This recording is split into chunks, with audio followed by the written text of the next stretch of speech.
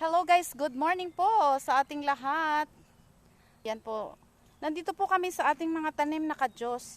At si Daddy, kami po ni Daddy mag-ano na siya, magpuproning. Yung pong mga talbos ng mga ating mga tanim na kadyos ay tatanggalan po ng yung dunggot po na talbos.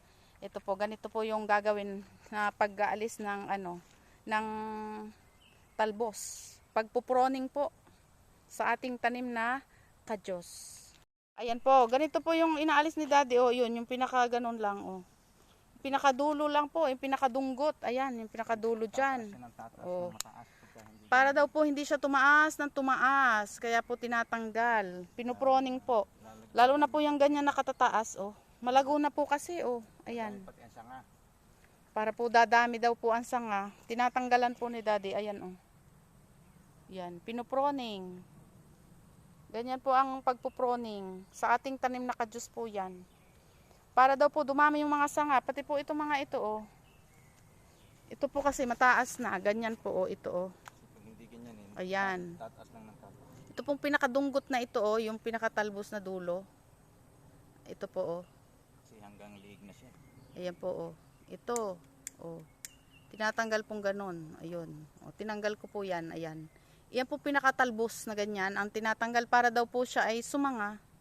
At hindi palagulaan ng palago. Ayan po. Ayan. Oh. Ayan po. Oh. Para po sa palapad ang kanyang palago. Hindi po sa pataas ng pataas. Ayan po ang ating mga kadyos na yan. Oh. Kailangan na po yung iproning. Ayan. Ipinoproning na po ni Daddy yung mga ganong matatangkad na. Ayan po oh. Papunta doon sa babang iyon. Yan po ang ipoproning ni Daddy. Yan. Yan po ang klima ngayon din sa bukid. Medyo makulimlim na medyo may init. Ayan po. Nandito kami sa ating kadyusan at may tanim din po dining kamote. Ayan po ang ating kamote oh. Nakakatuwa na po ang mga talbos. Pwede na pong talbusan. Pero hindi pa po namin yung tatalbusan para daw po lumaman. Papalamanin po. Para meron tayong kamote. Ayan po. Oh. Nagpuproning dito si Daddy. Ayan. Inaalis yung mga talbos. Ayan, patingin nga Daddy ng yung tinanggal. Ayan. Ayan, oh, ganito po oh. Yung pinakatalbos lang talaga. Yung pinakadulo lang po talaga ang tinatanggal. Para po siya ay lumago at hindi tumangkad ng tumangkad ang ating tanim na kadyos. Ayan. Ayun, nasa second line naman po si Daddy oh.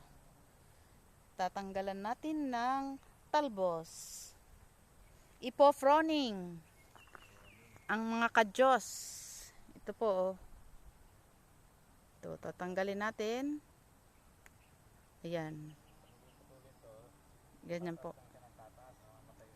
Ito daw po ay para lumago at hindi tumangkad ng tumangkad ang ating tanim na kadyos. Kaya po tinatanggalan ng ganito.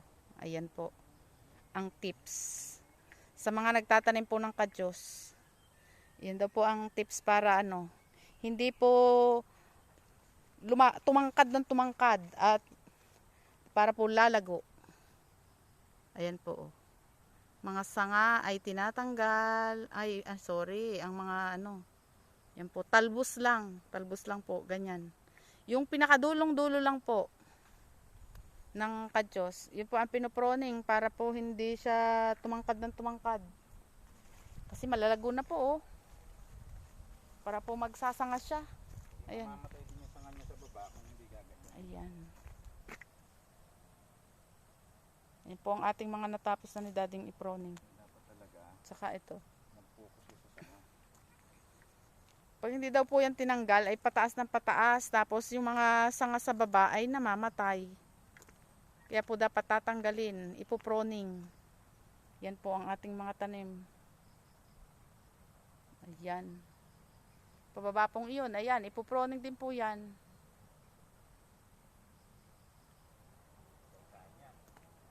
Isa-isahin po ng mga sanga. Ganito po, mga sanga.